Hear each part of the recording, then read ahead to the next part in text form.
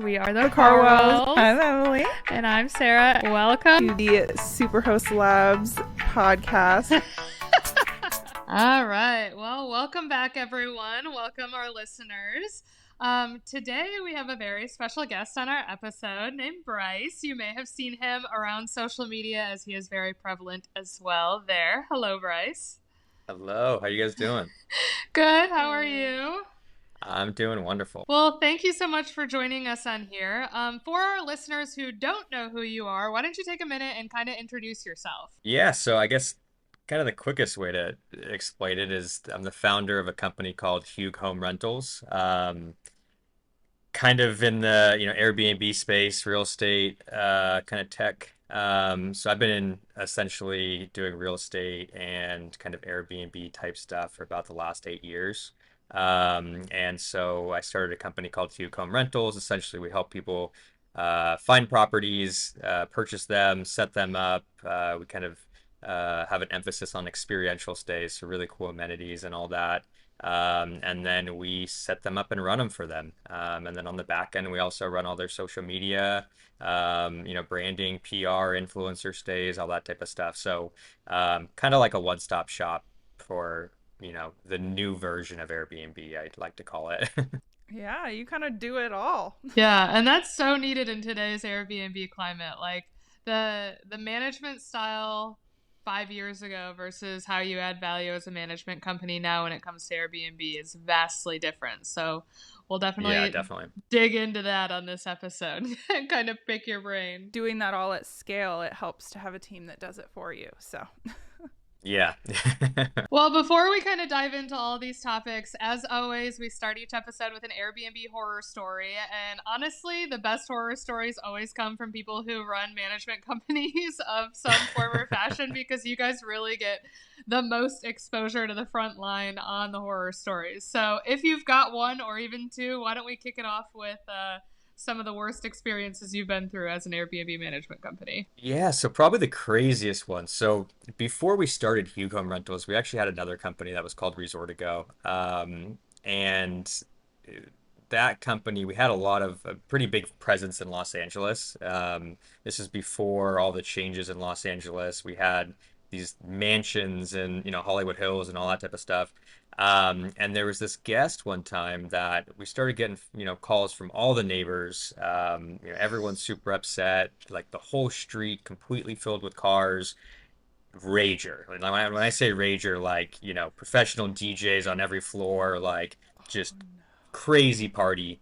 And we call the cops. The cops go, they can't even do anything because apparently this guy has some sort of, political amnesty or something. He's the prince of some, country. I don't even know. But essentially, they couldn't do anything. And so all they said was, we got to let him kind of go. We were able to get in there the next day. Place is completely demolished, holes in walls, all this stuff. And so, luckily, Airbnb, has policies to kind of protect you in those situations. Not always the easiest to navigate those situations, but we were able to get, all the money back, get everything fixed. We had to shut down for a little while, but just one of those situations where, you don't even think that that could happen until it happens. Obviously, parties can happen from time to time, but not something that the police can't even shut down. So that was, pretty crazy to go through. Oh no, my thank you. gosh.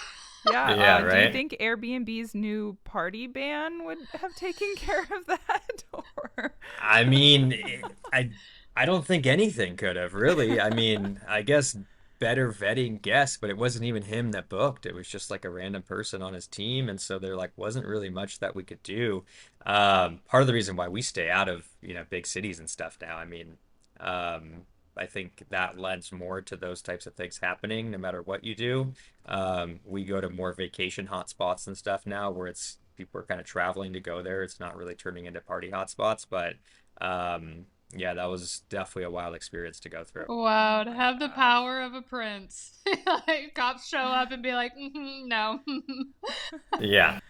That's Oh my incredible gosh. and also Yeah, a that has to nightmare. It's like the ultimate like frat bro calling out like my dad's gonna sue you type situation, right? Like, do you know who my father is? Yeah, exactly. And they're like, "Oh shit, yeah, we do." Okay, swim Yeah, they're like, away. you're right. Bye. That's Oh my incredible. Oh my gosh. gosh. I wouldn't be responsible with that amount of power. I would be that guy too. I'd be like, you know what? The law don't abide by it to me, so let's just move on. Yeah. Wow. Well, that's a good kickoff story. Holy cow. No thank you. I can't even Definitely never imagine. heard that one before. Yeah, yeah. I just saw Michael Elefante's post like yesterday about how one of his Nashville parties or Nashville properties had a party thrown at it with a professional DJ. So you're the second person in the last 2 days that I've heard someone like haul in professional DJ equipment to just absolutely obliterate an Airbnb. Yeah, I've definitely heard of it before, but typically you can at least utilize the police to, come in and shut it down, and to not even have that at your disposal is pretty wild. So, um, yeah, I haven't heard of anybody else running into that situation.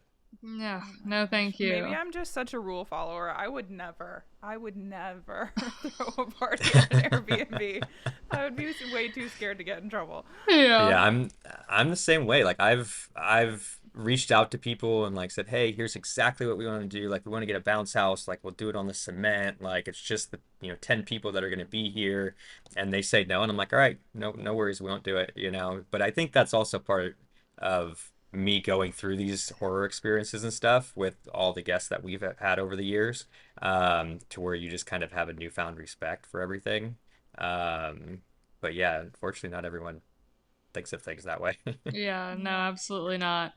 Okay, so to kind of dive into our questions here, because we have a lot to kind of uncover with you. Aside from the little bit of backstory that you've given us so far, how did you end up in the short-term rental space to begin with? Yeah, so it's kind of a long story. I'll try to shorten it up a little bit, but I a lot of it's luck, to be honest with you. So when I was uh in college, I got a job interning with a company called Home Suite. And at the time, they were kind of trying to compete with Airbnb. It was kind of the beginning of Airbnb where it was kind of strange because they couldn't even operate in the city that they were in, because of the 30-day regulations and stuff. And so we came in and we're like, hey, why don't we do furnished rentals for 30 days or more? And so I was working there for a while, doing sales, really getting an understanding on how this type of stuff works. And then just so happened my next job when I moved back down to Southern California after school was also kind of in a similar space. It wasn't even by design, it just kind of happened that way. And so that company does timeshare rental. The reason why we're the largest in the country is because we were the first ones to figure out how to do that on a large scale through Airbnb, VRBO, all that type of stuff. And so, fast forward a little bit of time, came up with the idea to utilize our software for, vacation home rental management on a larger scale. And that's kind of how I got into it. Made a lot of mistakes. Like I said, we've had two companies now. It's kind of doing the same type of stuff, but I think we're at a point now where we've learned a lot of really good lessons and able to put those into a very viable business now. I love that. Yeah. Well, and it's also rare to talk to someone who's been in the SDR space or the Airbnb space for longer than, 5 years. It's like it was Hmm. a slow roll for people at the very beginning, and now it's like catching like wildfire. But, the vast Yeah. majority of people have gotten in within the last half a decade. Yeah, definitely. And it's that's one of the things that like I think I have a unique perspective on, because when you see all the changes that happen throughout that time frame, it helps prepare you for potential changes in the future, right? Like there's so many people you talk to that are like, got in the last year and they're like, "Yeah, I'm doing so amazing. I'm doing it on my own. Like, I'm got 100% occupancy and all this different stuff." But like I think a lot of those people don't realize that it's not always like that, right? It's the same thing with real estate. There's a lot of new agents that got into real estate and sold a bunch of houses during this hot market, and it started to slow down, and they're like, I can't sell a house in a day anymore. Like, what's wrong? So it's, I think going through the ebbs and the flows of the industry over that whole time frame, you start to look at things a lot different, and kind of realize that you can't just post something and it's going to rent forever. I mean, you've got to constantly be changing. You've got to look at these things as miniature businesses and, every other house being kind of your competition. Yeah. Yeah. Yeah. And you mentioned making mistakes. I think if people go into something assuming they're not going to make mistakes, that's just crazy. But that's, I Yeah. mean, we vocalize on our social media all the time how many mistakes we made and how, like, much better of a place we're in now because we made those mistakes. So Yeah. when people are like, oh, I don't want to make any mistakes at the beginning, I feel like it's so obvious that you have to, or you're never going to learn to make your business better. Yeah. And that's part of the reason why I'm such a big advocate for utilizing management companies. Um, yes, I totally understand. People can do it on their own. Like I'm never going to discount that, but you're going to go through all those mistakes on your own, and that's going to be costly. And especially as the industry is kind of changing, like we talked about at the very beginning, those mistakes can be even more costly, right? I see a lot of these properties in the different areas that we're in pop up, turn into an Airbnb, and they're selling it in 6 months because they just never got it off the ground. And if they would have partnered with the right people at the beginning, they would have been a lot more successful. And so, yeah, I'm the first one to always say like people can definitely do it on their own, but you have to have the tenacity and the ability to kind of get through those negative experiences that you're gonna have at the beginning. Oh yeah. And the Yeah. beginning is such a heavy lift. Like, Yeah, especially, I mean, with us coming from the design background and beginning in the Airbnb space with design, we worked so closely with investors. And I mean, for new investors, a lot of times the investors that we see kind of come over into the short-term rental space were people who were previously in long-term rentals. yeah, And the difference between managing a long-term rental or purchasing and getting a long-term rental up and running versus a short-term rental, it's like it's not a small jump, it's not a small bridge. And so they anticipate it to be this like kind of quick turnaround process. They're like, oh, just throw some furniture in there, there's just a few yeah, more communication pieces on the front end. And we're like, no. like yeah, like long-term rentals is like this small hill and short-term rentals is like this huge mountain that you're climbing over. yeah, And so especially at the beginning, to have as much support as possible, like you've got to be either willing to go through those failures or willing to cough up a pretty penny to understand it and do it right the first time, or otherwise it's just yeah. a mess. Yeah, no, I totally agree. We've got a lot of clients actually that have come from just like the traditional flipping space that were trying to do it on their own. And I had conversations. I was like, look, like here's the difference, like exact examples of a house that you've flipped and the type of finishes you put in and everything is just completely different than if you're going to set up an Airbnb, or at least if you're going to set up a successful Airbnb, right?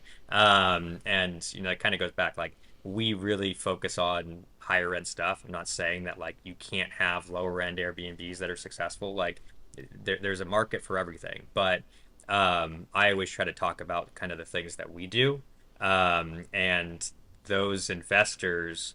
It's a huge learning curve. Like we have two right now that are setting up Airbnbs, and they kind of treated it very similar to their kind of long-term rentals or the flips that they were doing, and they just keep talking about how much more money they've spent, how much longer it takes, and all these extra hurdles that you have to get through that they're just not used to. And so it is nice to be able to help those people out. And I started kind of talking to a lot of those types of investors lately because I think a lot of people thought that it'd be an easy transition, like you said, and it's just not. No, it's not at all. Don't we know? Yeah.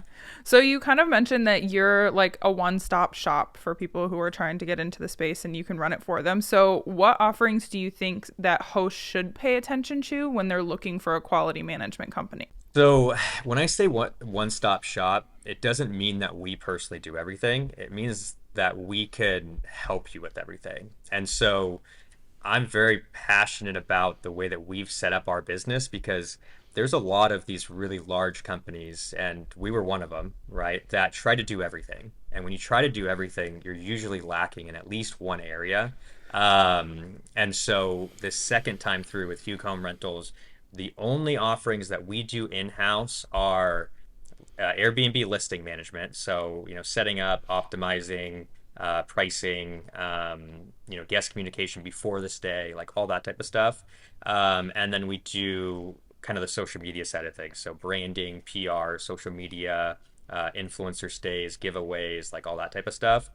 And the way I look at that is we've got kind of two ways to get clients. One is directly through Airbnb, the other is through social media. I'm sure you guys see a lot of that as well. It's a huge way to bring in that extra demand. All the rest of the services, we have local people we can connect you with, but we don't physically do it ourselves, right? We know we're not good at those things. I can essentially kind of coach you through it. We don't charge anything for that consultation or anything or setting up those situations, but we have local people that handle all that. And so when I talk to people about what they should look for in a management company, I think it all depends on what your needs are, right? And the reason why we set up our business this way is because we understand that people have different needs for whatever they're trying to accomplish. If you're just looking to have a property that's going to make you more than a long-term rental, but you don't want to touch anything, then those large companies that are out there like Vacasa and Avant Stay and some of those other ones are a good option for you because you don't have to think about it. You're just collecting a check every single month. Your house might not be maintained 100%. You might not have the highest returns you possibly could, but you're not having to think about it. So I guess it all just kind of depends on what services you're looking for, and then I would just do research on which one kind of fits your needs the most because I think everyone has their own pros and cons to it. Ooh, interesting. So you don't actually do like the day in, day out guest communication. You do the optimizing of the listing before they put it online? So we optimize it and then we manage that listing moving Okay. forward. We don't do guest communication during the stay. So we have a local manager in all the different areas that we're in that we connect, that we partner with. So they run all the cleaning, the maintenance, and the guest communication during the stay. We do see ourselves as kind of a smaller boutique feel. So every client that we have, I'm in a group chat with them and the local manager, and so I am involved in all of those decisions and kind of coaching people through it all and all that. But we don't have a service in house that's physically doing all of that, and so we don't charge for any of that extra that we do just to kind of because like at the end of the day, we can get you ranked on the top of Airbnb, but if you're getting bad reviews or if the house isn't set up well, it's just a waste of our time and it's not going to do anything better for you. And so we want to make sure that whoever we're partnered with is all like everybody's got to kind of carry their weight. Right. Ooh, Yeah. that's interesting. Okay. Yeah, that is an interesting way to do it because we always talk about Airbnb is hyper local, right? Like every Mm-hmm. single market, it's completely different setting up an Airbnb in Scottsdale than it is in Michigan, and everything is hyper local. And so having somebody in those specific markets is really nice because they're going to know the market better than anybody. Yeah. Exactly. How Yeah. many markets are you in currently? So, I mean, it depends on how you look at it, but we're in the Joshua Tree area is our biggest, which is Joshua Tree, Yucca Valley, 29 Palms, that whole area. We've got houses in Big Bear, Arrowhead, which again, kind of the same market, and kind of the surrounding cities right in there. We've got a property live in Apple Hill, which is Placerville. It's kind of Northern California going up to Tahoe, which that one's completely surprised me. The only reason we took that on was because our client had a house in Joshua Tree too. And so we're like, yeah, we'll help you out. That one's doing amazing. And then we've got the Paso Robles area, some properties that are just closing escrow that are going to be coming on soon. So um, it's all California, all kind of bigger kind of vacation hotspots. Um, but we're trying to be really particular in when we grow and how we grow because again we made those mistakes last time. Oh, don't we know? Scaling too quickly can be the death of you. Yeah, definitely. 100%. So, as far as you on the front end, where you actually handle in-house kind of the SEO or optimization of the listing itself, what what kind of outcomes do you usually push when you're pitching that? Like, is there a percentage difference in overall profitability? How quickly can you get it to the top of the listing? Like, give us your pitch if we were coming to you and we were saying, hey, here's our Airbnb listing. What can you do for us? Yeah, so I mean a lot of that stuff's really difficult, right? Because especially if you're starting from scratch, like what are you going to compare it to? Um, but the biggest thing that, or there's a couple big things that we provide that a lot of these other companies don't. One, there's no long-term contract with us. And so at any point you can cancel with a 30 days notice. On top of that, the listing we're doing in our client's account, we're just co-hosts on it. And so it makes it easier for them to leave if they want to. A lot of those big companies will do it on their own. So you can't take the reviews, you can't take the future bookings, all that stuff. And so we've set everything up in a way where we have to perform or else there's no future, right? Same thing with the social media. At any point you can cancel, you own that social media account, so all the followers and everything are yours. So I guess that's the biggest thing in terms of like building up the trust. The other side of that is just proof in terms of showing them the other listings that we have and how they're kind of ranked and how well they do. um, I mean, there's not really a percentage to look at because again, there's no gain in terms of you started with this company before, now you come to us and you're going to do that. But because of the way we've set up our business with, not trying to charge people an arm and a leg, we're always trying to find ways to not only save our clients money, but put them in a position where they're keeping more of their money because our whole business is centered around people buying other properties through us and giving us referrals and all of that. And so we wouldn't be able to survive as a company with just a bunch of one-off properties with one-off clients, right? And so I think the biggest thing kind of going into business with us is that we've set everything up in a way to be true partners. We have to continually prove ourselves. And so we've got to kind of build up that trust and give them the out if it's not working for them. And it's just never happened, right? It's like everyone kind of stays with us, everyone's buying multiple properties, everybody's giving us referrals. And so at some point you just got to kind of have that leap of faith, and more often than not we get it. Yeah. Yeah. And I think it's great that you go about it that way as well, because we agree. I mean, when we were designing previous to joining Super Labs, we always said, we have yet to meet a host who stops at one. And Yeah. so that referral game and that repeat business from existing client game really is the bread and butter of the service people around, support around Yep. hosts. So Yeah. 1000% agree. And then secondly, I've gone through management companies, right? Like I've used multiple management companies for my properties, and I went through that entire process of my first one. I signed a contract, they put it under their Airbnb Yep. account, and I lost all the reviews, and they had built up the listing to where it was nearly impossible to step away from them. And then when I realized that they weren't really like gauging their success, right? They didn't know my monthly Yeah. bills. They didn't know what kind of profit I was making. They didn't know what I made year over year. Like it was just this like very passive set it up and forget it situation with them. Kind of like Hmm. a Vacasa. I mean, Vacasa's gotten a little bit better over time, but still it's not like a boutique management company by any means. Yeah. And I was like, oh my gosh, I'm leaving so much money on the table, and now I'm like cornered into this like contract Yeah. situation. And so I agree. I think that the boutique, like when people ask our opinion on how to go about like searching for a correct management company, we're like, the smaller, the better. Yeah. Yeah. I mean, obviously there's pros and cons with that. Sometimes if you're going super small and they're just kind of starting out, like you're going to go through growing pains with them and stuff. And luckily at least we have the experience behind us too. But the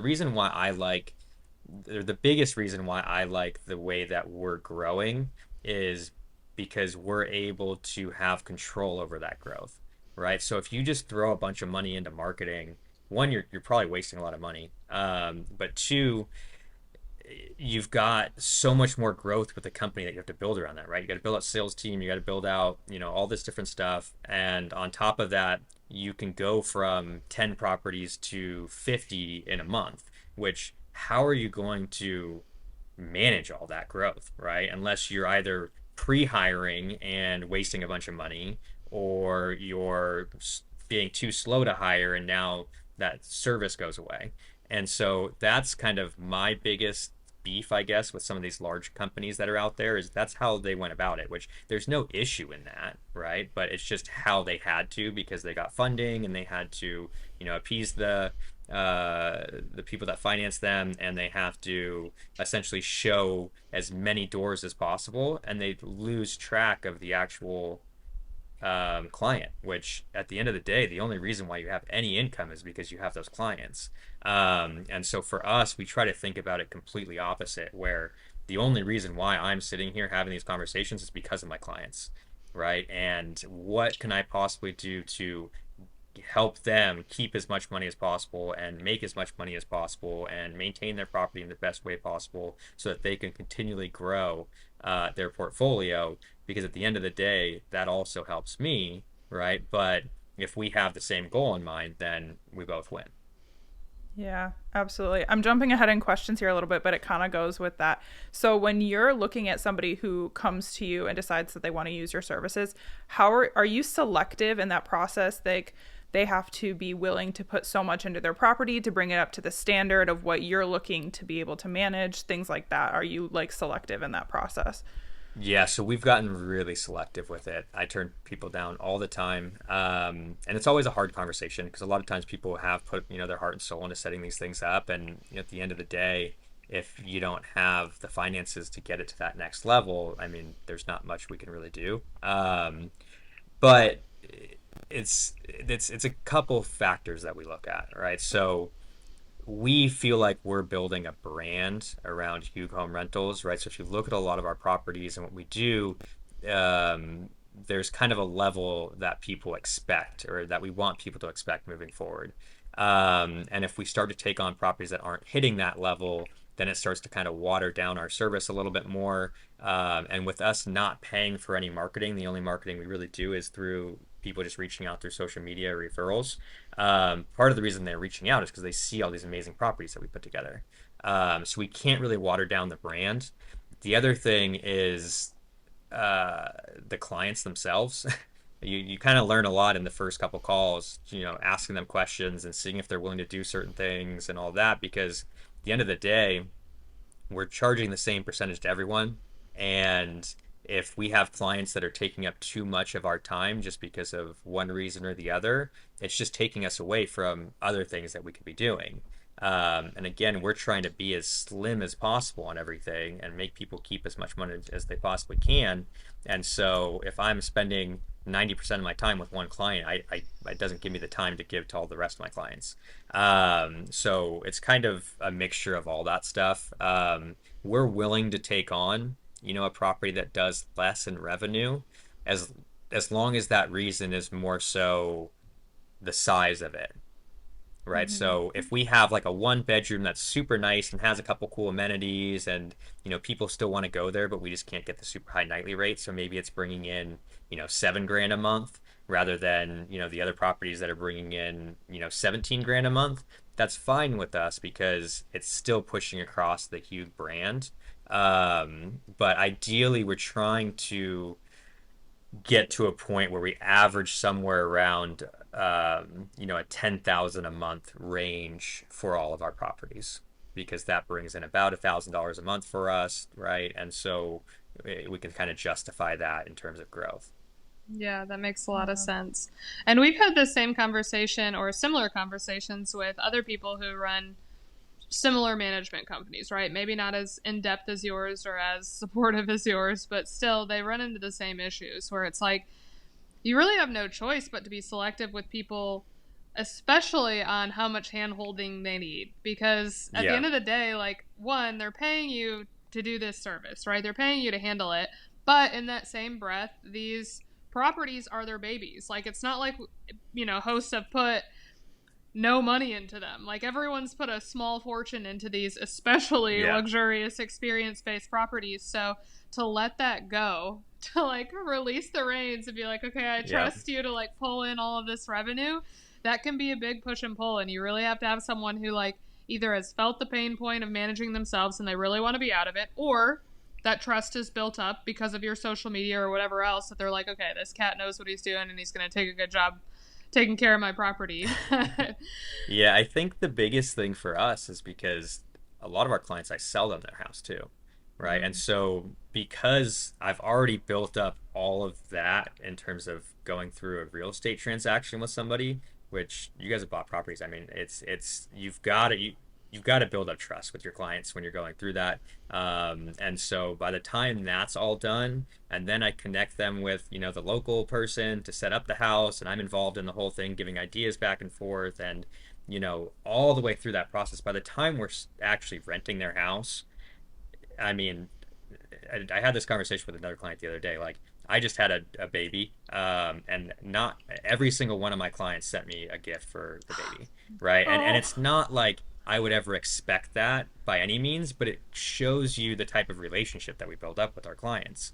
And so you can only really do that when you've gone through all of those experiences. So by the time we get to renting the house, we don't really have any questions. It's the people that come, and especially the people that have done long-term rentals in the past, and they want to transition into a short-term rental. Those are the very difficult situations. And even some people that have done it on their own and want to kind of hand over the reins, usually they're not really ready to hand over the reins yet. So those are kind of the more difficult ones. And so what's hard for us is it's just the type of person I am. And if anybody calls me at any time of the day, I'm always going to pick up the phone, no matter how busy I am. And so I kind of have to at some point look back and be like, okay, I can't handle this person anymore because they are taking up so much of my time, and I can't say no to them. And so by the time I get there, I'm not getting rid of clients, but I have to be better at upfront recognizing those traits and being like, hey, I don't think we're going to be a good fit. Which I've gotten a lot better at recently.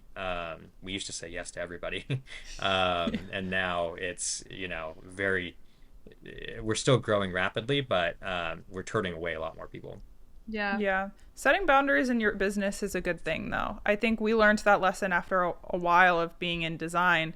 We were taking whatever budget the client would give us and saying, you know what, Yeah. we'll work with it and we'll give you the best product that we possibly can with your budget. And finally, we just had to say, sorry, you're going to have to up your budget to this much because our portfolio also needs to reflect the standard that we're holding our designs to. And Yeah. sometimes people would up their budget and sometimes they wouldn't. And that's fine. We don't want people to spend money they don't have, but we had to Hmm. make the decision not to take on clients for that reason. And I think that that's a really good tactic because your business is not successful if you are having like all over the board type of stuff. Yeah.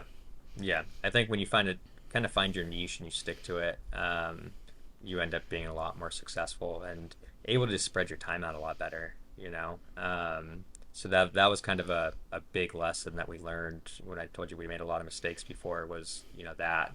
And part of the reason why it's taken us so long to kind of grow Hugh Homes was because I was so passionate about we have to be selective on all these things. And then when you kind of take into consideration, we're helping people find a house, go through escrow, set it all up. Like sometimes I meet somebody and I'm not renting their house for 9 months, and we're not charging anything in there. I mean, obviously I get real estate commission if I sell them the house, but besides that, like we're not making that monthly income. And so it took a long time, but we kind of hit that, exponential growth here just the last couple months where December, I think we were at 4 properties we were doing, and now we've got like 32 signed on. So it's pretty fast, rapid growth of people just like, hey, I want to buy another one. Here's my friend. Here's my cousin. Here's, my sister that wants to buy. And so it's really kind of taken off, which is it's nice to see all that hard work and then at least kind of my hypothesis kind of coming true a little bit. Yeah. So that kind Absolutely. of leads me right into the next question. Where do most of your leads for new prospective clients come from? Is it social media? Is it word of mouth? Is it buying a house, coming to you? What does that look like? Yeah, so I think it's kind of a mixture. We've got like some of our clients are purchasing other properties. We've got a lot of referrals, which are always nice because it proves that you've done a good job, and so when you have somebody's property taking off and they give you, a couple like 3 referrals of people that also want to buy, it's great. So we've had some of those. We've also had a huge uptick from social media, um, from both our Hygge which that was mainly because we had a couple of properties start to do really well.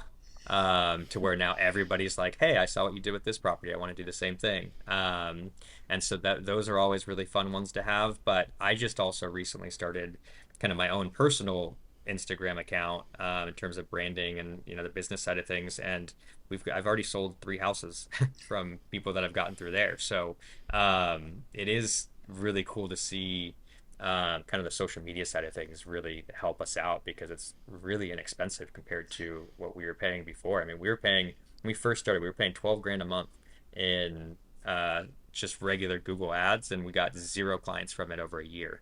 Oof. And I mean, we got a bunch of calls, but it was a lot of people we couldn't work with. Right. And then once you start social media and you start getting people, they already come to you with an understanding of what type of stuff you do. And so it's a lot easier conversation to be like, yeah, we need to build a similar property to the one that you came to us with. So it's night and day difference utilizing social media for stuff. Oh, Yeah, don't we know? if you build your story correctly on social media, it can change everything. Yeah, Yeah, yeah. it's incredible. I mean, just today, like, Emily and I were on social media just because we were creating cool spaces and we were like, we want to show these off. And we really didn't have Hmm. any intention of we didn't know what we were expecting, right? Like we just were like, okay, well, they say to post on social media, so we'll post on social media. Yeah. And after doing so, it's like just the volume of people that get to see who you are, who like Hmm. would have otherwise never even known you existed. Just being seen alone brings so many opportunities to your doorstep that you never would have expected otherwise. So, Yeah. I just like want to scream from the mountaintops for anyone with a small business. I'm like, just I don't care how cringy you think it is. I don't care how Yeah. cringy it's going to be when you look back on it in 10 years. Like, please, for the love of God, start posting anything, anywhere. Yeah. Yeah, I think for me, the only reason why so I don't know, you guys probably saw there's like a cutoff of when I started, right? And like barely any posts before that. I kind of went through a whole phase of like I'm not against social media, but I just didn't like posting all the time. I was like, no one needs to know my life. Like I'm just private. Like people that I love will see kind of the growth and everything. And then I started seeing how successful it was for Hugh, and I was like, well, maybe I need to start doing the same thing because I started to get people because of Hugh being like, hey, come do this podcast with me, do this speaking event. Like, hey, I want to write this article about you, like all that. And I was like, I need to kind of capitalize on that momentum. And that's why I started was because I was already having these conversations with people every day, but it was just one on one. And I wanted to get the same information out to more people. And so it was more of a way to get the message out to more people and for credibility because I'd have people call me all the time just out of the blue where it would take me an hour of a conversation, but by the end they're like, "Oh, you know what you're talking about."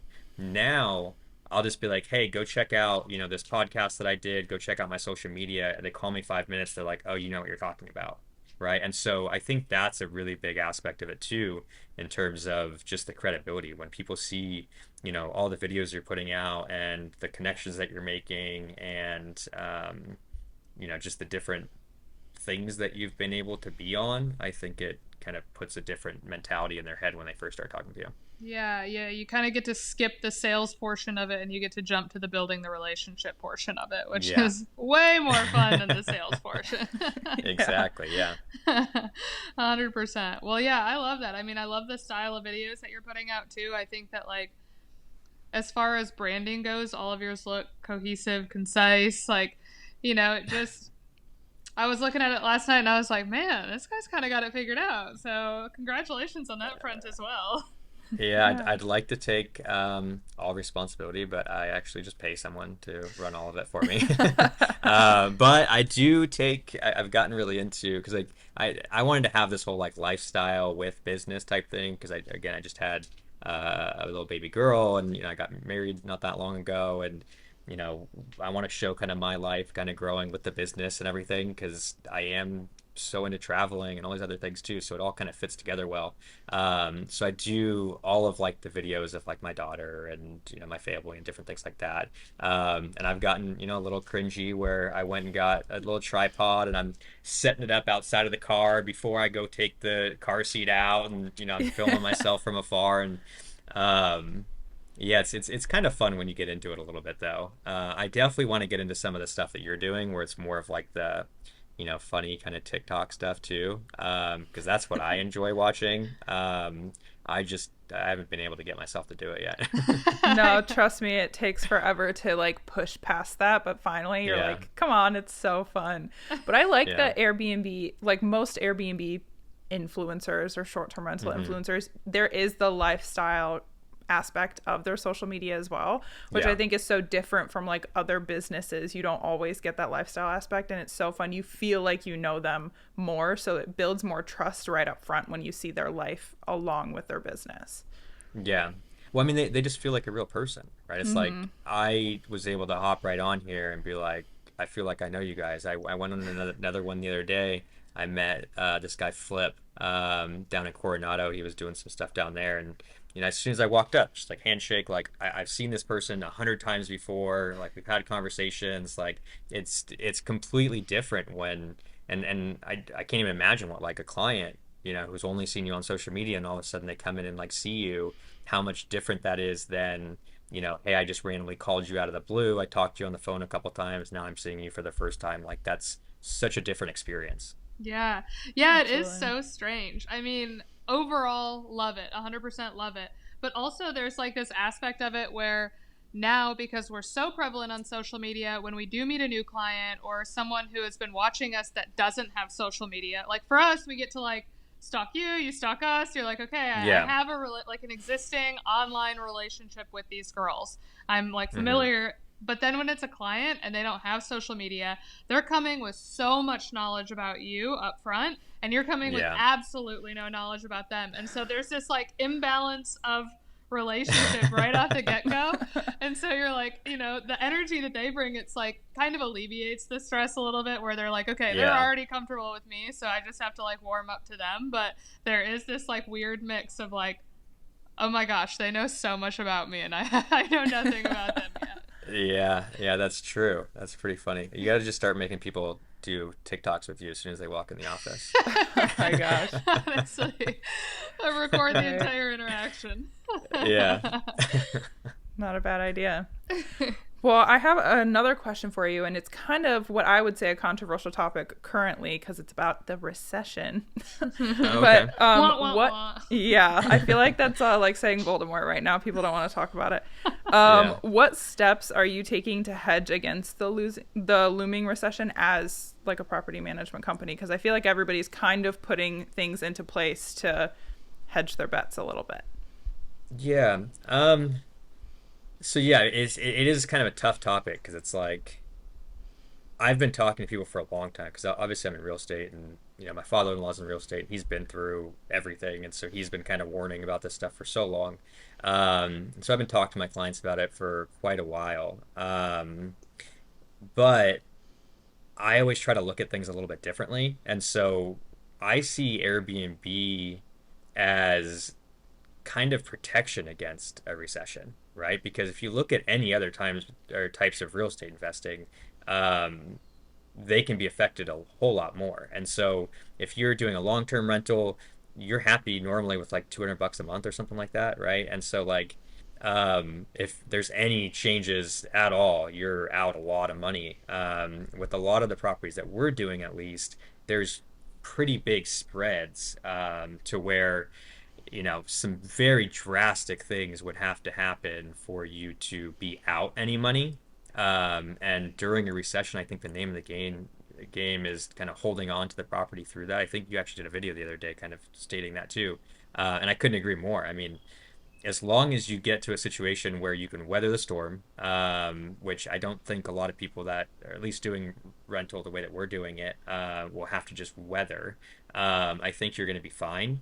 The other thing that I look at is I know that Airbnb right now across the country is kind of down, but again, I've seen this stuff play out before because I've been in this kind of industry for long enough.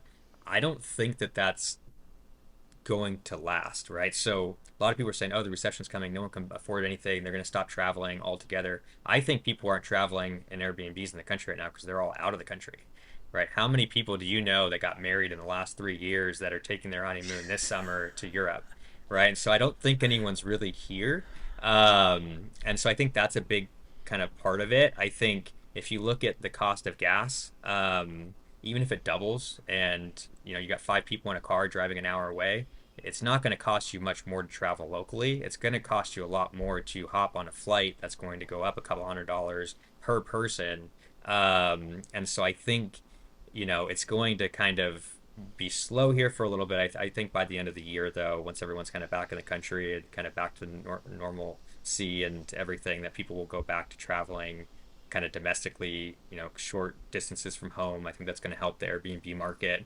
And yes, property values might kind of slow down a little bit, but that shouldn't affect you because you're still making, a good monthly income off of it.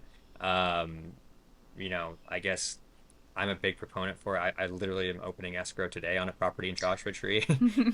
So it's like that shows you how scared I am of the whole situation. But I think you just need to be smart about it. We are being more conservative with our numbers now than we were before. Um, you know, the property we're opening escrow on, we ended up getting for $100,000 price reduction. Ooh. It still would have made sense at the other number, but we got it, so great. We've got big spreads that we're still looking at as worst case scenario, which I think we're going to go way above and beyond that. But um, what I tell a lot of my clients is if the numbers make sense, why not? I mean, take this as an opportunity to go against the mold and keep kind of building up your portfolio. Just be smart about it. Yep. Yeah. Sounds like exactly what we talked about in our Super Labs meeting today. Actually, you like almost verbatim said the exact same thing that our entire team was like, we're just being smarter, but we're not stopping kind of a thing. But it's also funny you say Yeah. international travel. I got married almost 3 years ago and I literally just took my honeymoon to Scotland because we could finally go and we were really excited to go. So that's funny Yeah. that you mentioned Yeah, that. just look at social media. Everybody's out of the country right now, so it's like I just Oh don't think yeah. many people are here to travel. I mean, and what we're seeing right now is a lot of last minute travel, which sucks from the standpoint of prices are reduced because you start to kind of lower as you get a little bit closer. But we're still booking. We're still seeing kind of like our numbers in terms of like views and booking percentages, like all that type of stuff are still normal, even though we're seeing kind of a pullback. Um, but it's all good signs for if I am correct and people do kind of come back and still want to travel and just flying ends up being too expensive. I think those are all good signs for Airbnb and managers that are kind of treating it this way. Yeah, Yeah. 100%. And there's a guy on our team that does a lot of data analytics on Airbnb, and he was on our meeting today saying that like there is a stark, very hard line difference from April to May of this year from remote destination travel to back to city travel. And so I think Hmm. you're right. I mean, it is just this transition, this like recovery period from COVID and everyone being stuck traveling, within driving distance of their homes to being able to go further again. So I Yeah. agree. I mean, I anticipate kind of the same thing that we'll kind of go backwards and I mean, ultimately, if we've been in Airbnb for more than a few months, we've gone through COVID, right? Yeah. So, as hosts, and me specifically having properties in Dallas during COVID, like travel nearly completely stopped. I mean, and the Hmm. margins are just so big on short-term rentals that Rob built the other day was like, oh, okay, so we're going from a 50% margin to an 18 to 20% margin, like even in the worst of Yeah. times, like that's still great. Like, Hmm. we Yeah. don't have to get our panties in a bundle over something like this. So um, Yeah. I agree. I mean, we're still The other buying and Yeah, the other thing that I think is really interesting right now is the opportunity to look into other areas. Obviously Airbnb just made this change in terms of search, so it opens up the door to so many different areas that normally you wouldn't really look at, and that's why I kind of brought up the Placerville, Apple Hill area, is because we're kind of in a unique circumstance where we learned in one of the hardest amenity markets, right? Joshua Tree, where in order to compete, you have to have crazy cool amenities and really stand out. And so Oh we're yeah. taking that same mentality to all these other areas that aren't used to seeing that. And we're kind of proving that it's working really well. But it starts to open up the door for, some places that might be cheaper, that are a little bit further out that you can really make, awesome and then show up on, for instance, like you see all these properties in like Landers now, which like no one knows what Landers is, but it's close enough to Joshua Tree. But they're showing up in like the desert category, right? Or in the mountains, instead of being in Big Bear, you can be in Sugarloaf, or somewhere else that people don't know the name of it, but they're still going to find it now. And so those are some of the areas that I really like right now. The other thing that we're looking at with a lot of our clients is, being smart about not being or not being too risky in terms of where you're purchasing. And I'm not following this at all right now because I'm buying a Joshua Tree, but Joshua Tree is like a D market, right? So it's going to tank. It's going to take a while to build back up. I don't really care because I know that the monthly income is going to be fine, right? But for people that are worried about that, an area like Paso Robles is really great because it shows some really high potential for long-term growth in terms of like being one of the next big wine hotspots in California. And so, places like that, if you can, get something in like Oceanside or something like that that has good long-term rental value as well, just in case. I think that those are all smart things to look at as well, if you want to kind of hedge your bets. Yeah, 100%. Yeah. We are in the market in Michigan again. We're going to be buying probably two more properties by the end of the year. And Okay. Michigan is such an interesting market because there's just not a whole lot. Like as far as Airbnb goes, it's like every single property looks like grandma's house. And so you'll get Yeah. on AirDNA and you'll like type in a location and it'll be like projects $42,000, but then you'll look at the 8 Airbnbs around and it's like literally looks like nobody's walked in that house since the 70s. Yeah. And so like we took a gamble on like the house that I'm sitting in right now. We really took a gamble on it where it said that it was going to pull, 70 or $80,000, and we were like, okay, well that's the highest we really can find in Michigan. But again, the competition on this lake looks like grandma's house. And so we come in and we Yeah. pull a lot of the inspiration from bigger markets like Joshua Tree, like Dallas, like Austin, and we bring in the cool amenities, we bring in the nice design, we bring in the great photographs, and all of a sudden we're pulling six figures and we're like, okay, where else can we do this? Like instead of Yep. going to all these hot markets where everyone is competing and you have to come in ready to compete at this insane caliber, why not go into this like quieter market that may be a little bit higher risk because the numbers don't look as great, but if you Hmm. understand what people really are looking for in traveling nowadays, I mean, there are girls who want an Instagrammable space in the middle of nowhere, Michigan, just like there are girls in California who want the Instagrammable space in Joshua Tree. I need Yep. one. You guys need, you are competing with a gazillion. So, Hmm. absolutely. For new investors, we always tell them to kind of look away from the hot markets and try and find something a little bit quieter that they can do a lot more failing and still have a lot of upside. Yeah. And that's where I think like the social media side of things is huge. And I've been telling people this for a long time in terms of like the demand that you can create with that. And luckily we're just kind of getting to a point where it's like even more important. Like even with with Airbnb kind of rolling out these new changes where asking you if you've been in different magazines and where you've been featured and all that. Like we've been doing that for a while just because I know that that's more eyes on it, but now it's kind of needed. But I think those properties that are in the middle of nowhere do so much better on social media. Like your guys' cabin that you have is awesome. I want to go stay there. Like Thank you. yeah, there's one that we were looking at buying up in kind of the Placerville area. That was this giant A-frame on like 10 acres, and literally when you walk out, down below is like the American River, but when you look out across the mountains, you can only see one house and it's like a little speck in the distance.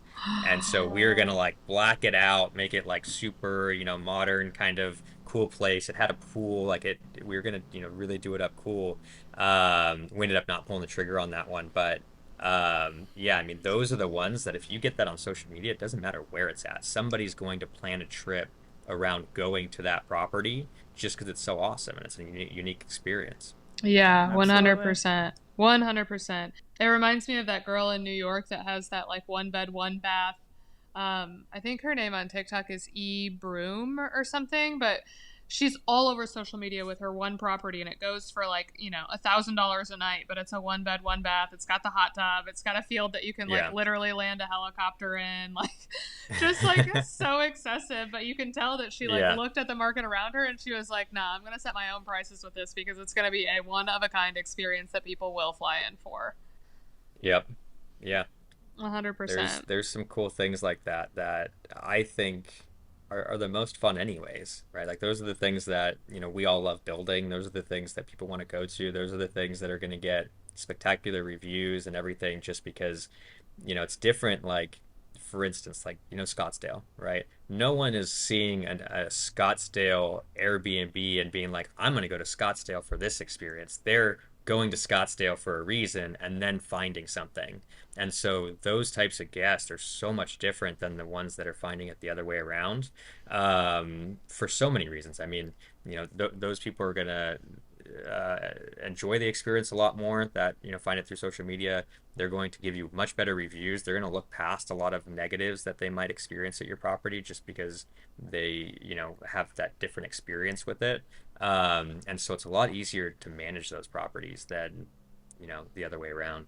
100%. Yeah. Yeah. We had a podcast last week with a couple who has a property in Tulum, and they have an entire like creative agency on the side. That's kind of their main income source, and they just happen Mm-hmm. to want to move to Tulum, and so they turn it into an Airbnb while they travel elsewhere. And almost 100% of their traffic comes from their social media channels. Like, they don't have a direct booking site, but they're like, yeah, everyone that comes in, like we have a previous relationship with them. They're emotionally attached to it just like we are. Yeah. And we're like, have you had any nightmare scenarios? And they're like, no. And I'm like, I think you guys are the people who have like had the honeymoon phase the longest. And it's because of that, like that, destination to stay in their space. Like people are Yep. emotionally attached to them as a brand before they're attached to the Airbnb. And so their entire experience has been like so much more wholesome than 90% of the Yeah. people that we talk to that are hosts. Yeah, no, I agree. And that I kind of came up with that on my own because of us traveling. There's so many times that we'd be traveling in different countries and stuff, and like we'd only be finding our Airbnbs through social media or, blogs and that type of stuff. And so we'd book it, and you get there, and you're like, wow, it's so amazing. Like I'm gonna take a picture like this person did, or whatever, right? Stupid stuff.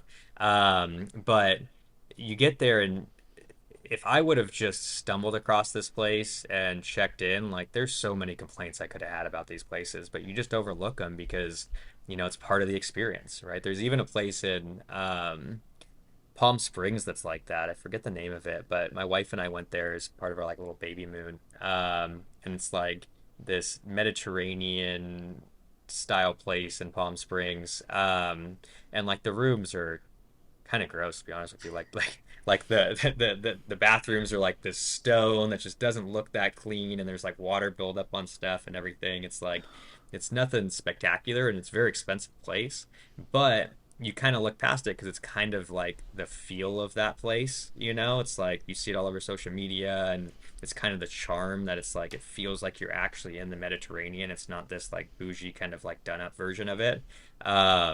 So I think that's always kind of been the mentality that we have in terms of trying to give that experience to people.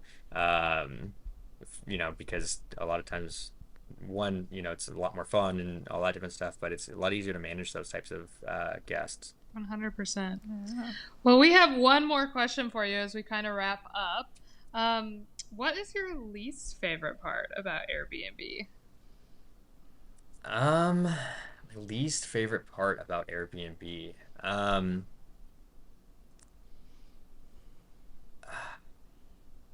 There's a couple things coming to mind. So I think one of the bigger things in terms of travel, like being on the guest side, a thing that I really don't enjoy about Airbnb, and part of the reason for a long time I wouldn't use Airbnb, even though I was managing Airbnbs and all that stuff, I just got over using them, was just the unpredictability of, what you're gonna get, right? I know that's a big concern for a lot of people, and that's kind of the reason why we started Hugh Homes was to kind of give that Marriott model of like, hey, you know exactly what you're going to get from all of our properties. And that's part of the reason why, we're all out here having these conversations and trying to help, hosts, even if they're not our clients. We want to give them this type of information so that they can help the industry as well, right? Because if all of us are doing the same type of thing and trying to increase the standards of, not only our properties, but the way that we host, then more and more people will have more trust in Airbnb, which helps all of us. So I think that's one of the biggest things from the traveling side.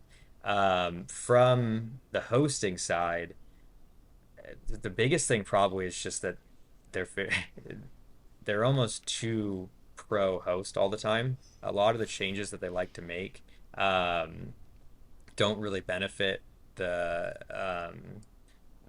the host at all. Well, so they're too beneficial of the traveler, not the host, and so a lot of the times they're not really thinking about the people that are bringing them the income, right? Again, one of those situations where it's like they're nothing without the hosts. Yeah. And a lot of times I think they don't look at that enough. They're trying to appease the traveler too much. So like for instance, it really bugs me with some of the policies that they have, right? In terms of like the benefits that the renter has over the host with like reviews and cancellations and all these different things that you know the biggest thing is we have a moderate cancellation policy, right? So people can cancel up to 5 days. Happens actually a lot, but it's worth it. But we'll have people cancel literally an hour before that time's up, right? And you're like, come on, like if you would have known, do it ahead of time at least. We have some time to kind of get this, but we don't like that person doesn't get hit with one of those automated reviews on their account that they canceled last second, right? But if we cancel on them, we get hit with that review, right? And so I think it would be beneficial to the whole community to know these people ahead of time that are going around and just booking all these places and canceling on all these hosts, right? And so I don't understand why that's not seen both ways. And so I think that's just one example of, a lot of different circumstances that they have that are a little bit too pro guest that I understand why they have those because there are a lot of hosts as well out there that kind of are not the best hosts. But I think, rewarding some of the hosts that are out there that are really trying to be, um, guest forward on everything that they're doing, I think they need to kind of look into some of that stuff. Oh my gosh, yeah. 1000% yes. I feel like I've gotten pretty lucky, like with on the guest front especially. Like I haven't had any like huge nightmare scenarios that have involved Airbnb's help a whole lot.